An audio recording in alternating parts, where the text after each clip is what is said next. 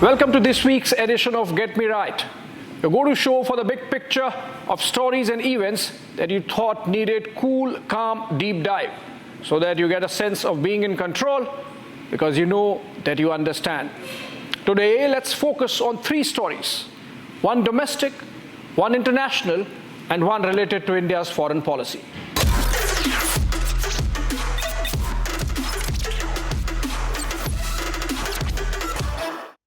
First one panned out last week through a parliament debate. The Agniveer row initiated by leader of opposition Rahul Gandhi. Defense reform is a sensitive issue. The stakes for our national security and indeed sovereignty are so high that the Agniveer controversy needs a dispassionate look. The second story I cover is of the left turn in the United Kingdom. Last week's Get Me Right connected the dots for you on the surge of right-wing in mainland Europe. And now we have Labour winning in the UK after 14 years. What are going to be the implications of this development for India? That's going to be our focus. And then the third story is Prime Minister Narendra Modi traveling to Moscow for a very important diplomatic engagement on Monday. Remember, Europe is in the midst of a war that Russia started, and the West does not seem like wanting to end soon. Let's begin with the Agniveer story. In June 2022, the armed forces made this announcement. It was a breakthrough reform being brought in by the Modi government in our armed forces, with twin objectives of reducing the veterans' pension bill and reducing the average age of our soldiers. Why was this reform occasioned? Two factors behind the twin objectives. One, our defense forces, particularly the army, were reporting an adverse age scenario building up over the last few decades. Internal studies were profiling the impact of this increasing average age on combat duties. Average age of an Indian soldier stands at 32 years. That number is 27.5 only for the Chinese soldiers in their main combat formations, and 23 for Pakistan. In good measure, because Pakistan recruits early from 16 years of age, even if combat duties begin only after 18. Even for the United States, the number is 28.7. The average age of the World War II soldier was 26 years. Clearly, age is not just a number when it comes to armed forces. It has consequences. The second factor that made the Ministry of Defense work on Agnipath for Agniveers was the ballooning pension bill. As per the interim budget allocation this year, at rupees 1,41,000 crores, veteran pensions account for 22.5%, or more than one-fifth of the total defense budget of rupees 6,21,000 crores. The share of pension in the defense budget had in fact shot up to 28% and was higher than the capital outlay at 23% in the year 2021. But even before the implications could be understood or the exact details came into play, massive protests erupted a day after the announcement. Youth unrest panned out through the Hindi heartland states of Uttar Pradesh and Bihar. Pictures of arson, damage to public property, blocking of highways, disruptions of railways made one wonder if the scheme was such a bad deal. The forces had to come back and announce that those indulging in rioting would be blacklisted from army recruitments. This had immediate effect, and protests became civil and in fact pettered out. Political opposition was quick to pick up the sentiment and has since turned scrapping of Agniveer scheme a campaign issue. It's in that context that Rahul Gandhi, while participating in the debate on the motion of thanks in the Lok Sabha, mentioned that the government can stick to it, but we will scrap it whenever Congress comes to power. देखिए, simple सी बात है speaker sir, इनको अग्निवीर अच्छा लगता है, आप उसको रखिए, हम उसको बदल देंगे, हटा देंगे. He took some liberty with the fact of one Agniveer family from Punjab getting posthumous benefits and had to be immediately corrected by Defense Minister Rajnath Singh. गलत बयानी करके सदन को गुमराह करने की कोशिश गलत नहीं है सर, गलत नहीं है सर, गलत नहीं है सर. सेवाओं की सुरक्षा के दौरान यदि हमारा कोई अग्निवीर का जवान शहीद होता है तो उसके 1 करोड़ रुपए की धनराशि सहायता के रूप में उसके परिवार को मुहैया कराई जाती है. इस प्रकार की गलत बयानी से सभी को गुमराह करने की कोशिश नहीं की जानी चाहिए.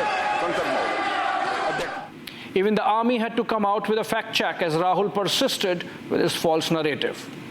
Later, the Agniveer family was seen under the protective gaze of local Congress leaders, clearly suggesting Rahul Gandhi's charge was a setup. Congress has demanded a white paper on the scheme now. But before we get into the politics of it all, let's look at some of the criticism that has come, for example, from within the defense community. It is suggested that the Agniveer is less inclined to risk life and limb on the front lines, with the thought lingering at the back of his mind that he might not keep the job. Also, that he might not be taken care of in the manner of a regular soldier in case of a serious injury. The biggest critique is of the structure of welfare measures, which show Agniveer at a disadvantage vis-a-vis the Jawan who's a regular in the forces. Even the likes of General G.D. Bakshi, who's seen as a pro-government voice on most debates, has criticized this scheme as not in the best interests of the armed forces. There has been a murmur of discontent within the serving ranks and officers as well. Former Army Chief General Manoj Mukund Naravne has written a book, excerpts of which suggested that the rollout of Agniveer hit the forces like a bolt from the blue. Known critics of the government, like Admiral Arun Prakash, have pushed the envelope even further, lamenting everything to do with India's defense architecture, from the missing national security doctrine to the Modi government's propensity to overrule dissenting opinion and contrarian advice. The argument that we should not look at costs when it comes to national security is strong, but is simply bad luck of the Modi government that of the twin objectives, the one on pensions became key debate issue and not the one on a fitter, leaner army. I am no defense expert, but as an observer of current affairs, I can't miss, and you would not have missed, some basic military lessons from the ongoing Ukraine-Russia war. We have seen soldiers driving tanks as sitting ducks on both sides of the war in the face of satellite-guided missiles. In fact, there was a video of a loitering munition hovering over a tank, locating a hiding soldier, chasing and blasting the soldier into smithereens. The future wars are going to be hybrid tech wars, with the soldier essentially a guiding prop. It's not going to be the old world image of a soldier marching with a bayonet. That would be for the parades. In reality, the soldier would be a cross between a techie and a general, strategizing and fighting at the same time, with tools like remotely guided loitering munition, satellite-guided weapons, buddy pairing with fire-guzzling AI-enabled robots. One study by the New Delhi-based Manohar Parrikar Institute of Defense Studies and Analysis a few years ago found the flab in India's army disproportionately higher than our immediate threat nations. Flab was defined as the ratio or number of non-combatants per army division to those who were directly engaged in actual warfighting responsibilities. The number sometime in the middle of last decade stood at 8,829 soldiers, or roughly half the division strength. For India, against 2,307 and 1,274 for Pakistan and China respectively. Simply put, cutting the flab is a military imperative if we have to win wars. Is there any template from other nations' armies? Yes.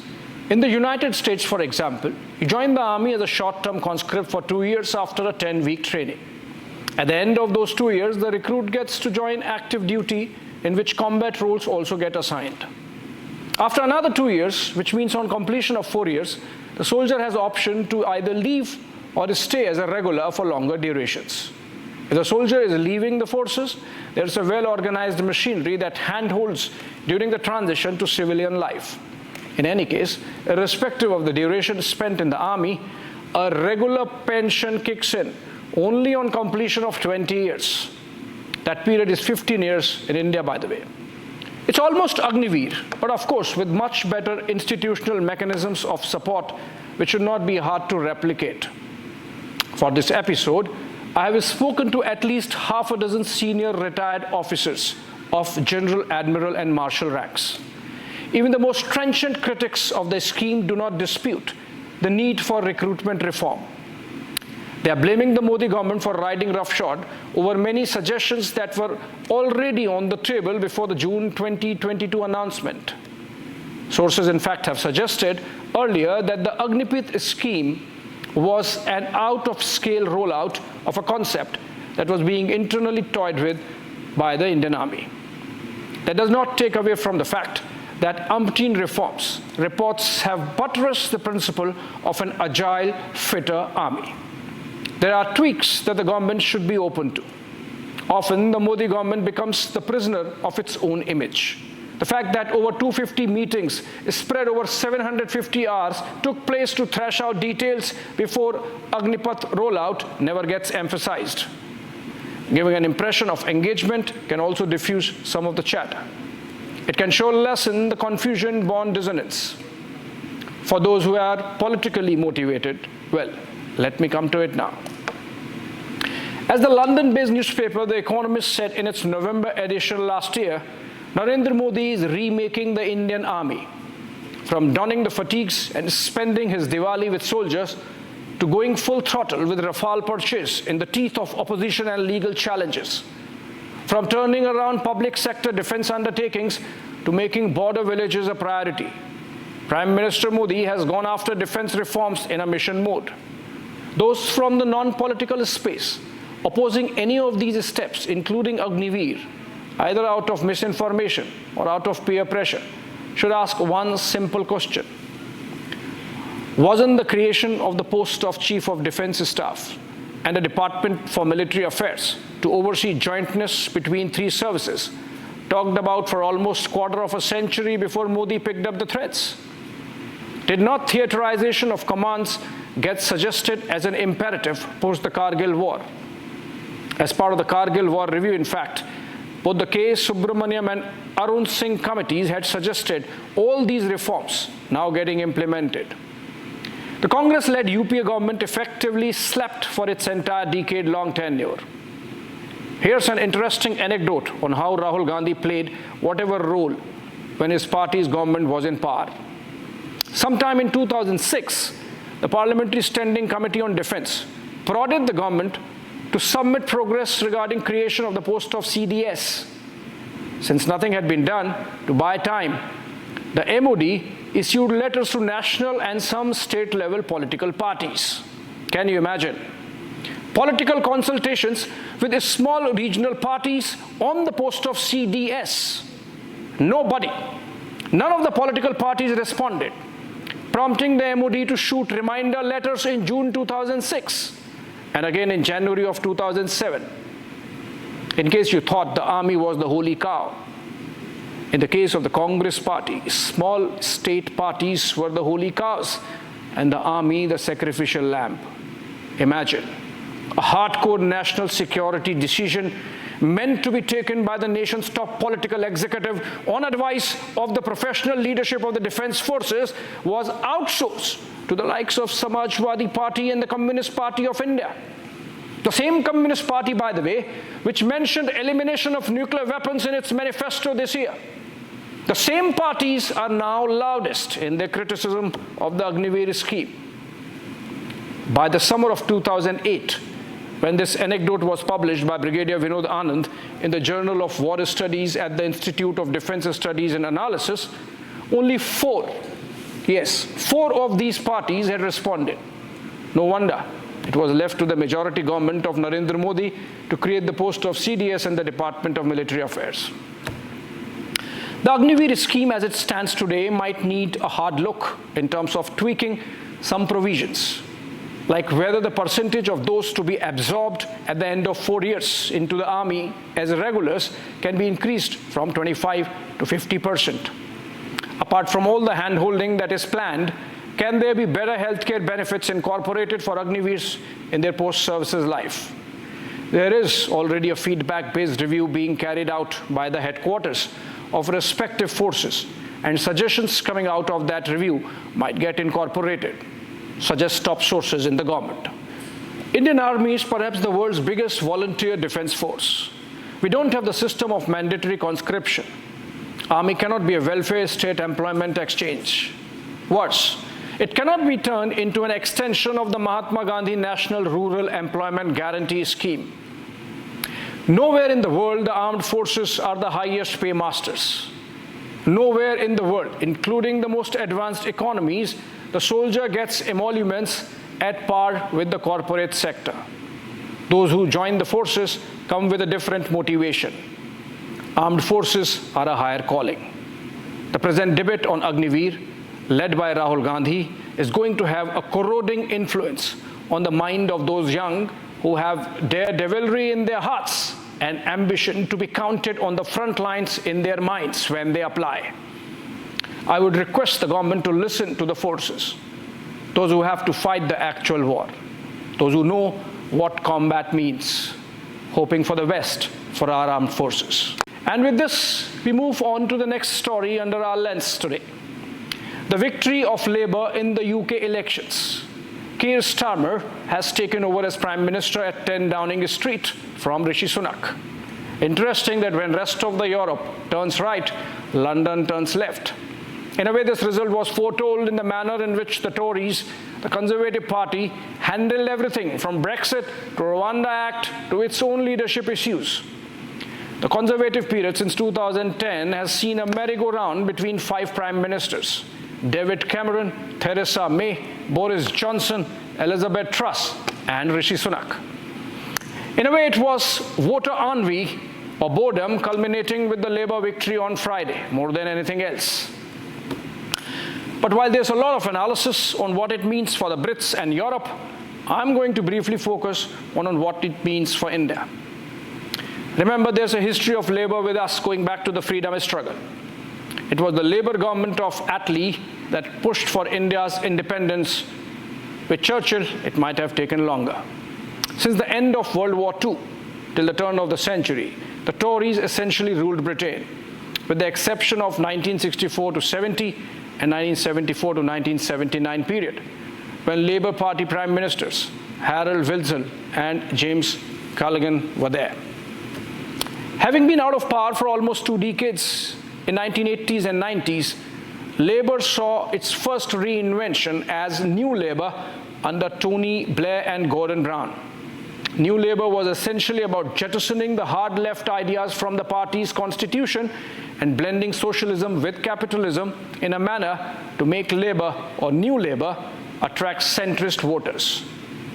The old Labour was about trade unionism, hard left welfareism, high taxes, big government, consequent inefficiencies, and unmet promises.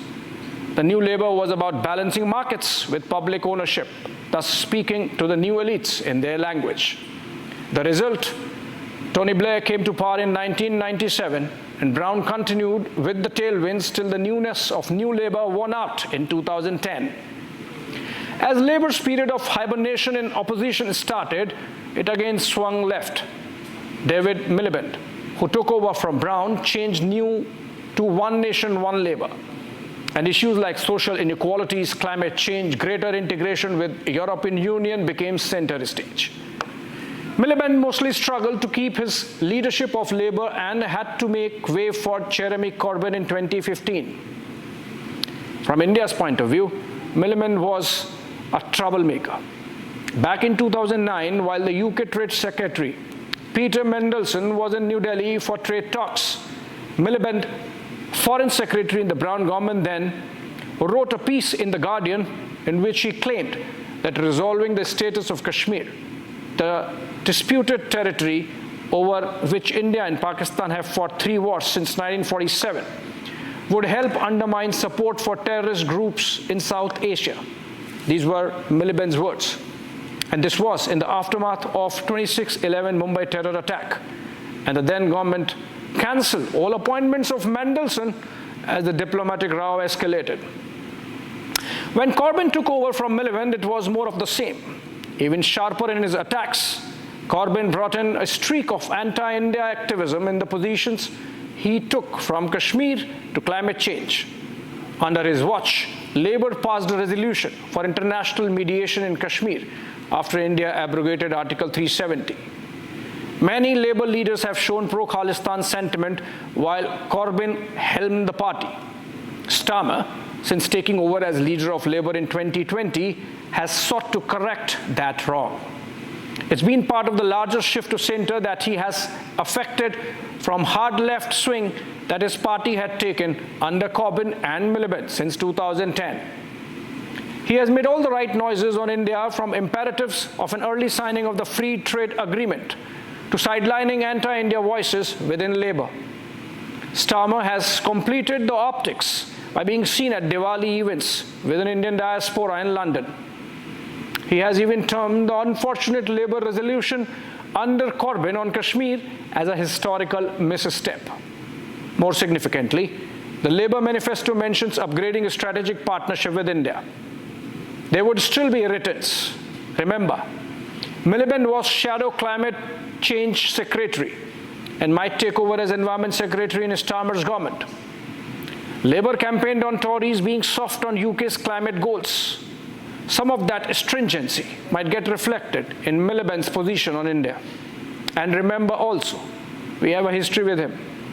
On FTA, while not much should be expected in terms of relaxation on the ticklish visa issue that's been a sticking point in 13 rounds of talks, trade deal is an idea whose time any government in London might not be able to stall. India need not look at a Labour government under Starmer with trepidation. And now the last story. Prime Minister Narendra Modi is all set to travel to Moscow for a summit with President Vladimir Putin on June 8 and 9. This is part of the annual bilateral summit format engagement that exists between India and Russia as part of their special and privileged strategic partnership. This is the first time Modi is traveling to Moscow after 2015. He did travel to Russia in 2019, but went to Vladivostok, where summit talks with Putin were held. But the visit is important for a few reasons. One, Prime Minister is making a statement by visiting Moscow on his first foreign trip abroad after taking over for the third term. Remember, he made Bhutan in 2014 and Maldives in 2019 his first ports of call as part of his emphasis on neighborhood first. This is significant given the general atmosphere of ostracization that exists around Putin and Russia due to the ongoing war with Ukraine. In effect, amid concerns that India is tilting too much towards the West, Modi is sending a message that India is going to visibly stand with its old ally. It helps that much of the Western capitals are looking at transition of power from Paris to London and possibly Washington, D.C., going by the opinion polls, post the first presidential debate between incumbent Joe Biden and challenger Donald Trump. Modi met Ukrainian President Zelensky on the sidelines of G7 summit in Italy last month. Apart from sending a message to West on India not abandoning its humanitarian engagement with Ukraine, there must be some takeaways from those talks for the PM to take to Moscow. Those were important optics, given West's discomfiture with India's increased trade push with Russia on the back of cheap oil purchases over the last 2 years of the Europe war. Second, forced by the Western sanctions over Ukraine war, Russia has had effectively fallen in the lap of China. Some international observers of geopolitics have called Moscow's embrace of Beijing as Dragon Bear. When Putin visited Beijing recently, the body language between him and Xi Jinping was a giveaway on who's the boss. This development provides challenges to India's foreign policy. Despite being an old and trusted ally, Russia's increasing dependence on Chinese economic support can be used by Beijing to influence Moscow's engagement with New Delhi. In a Thucydides trap with the United States and looking at the possibility of a spillover of anti-China sentiment into Europe, Xi Jinping has been forming up an Eastern alliance with Russia and North Korea, along with some nations in the Southeast Asia. Putin, in fact, signed a military pact with Kim Jong-un on his visit to Pyongyang just last fortnight.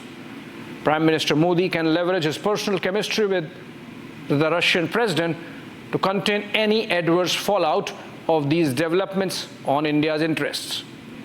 Republic, of course, would get you minute details of that very important visit from ground in Moscow as our teams travel. Keep watching, and thanks for this weekend.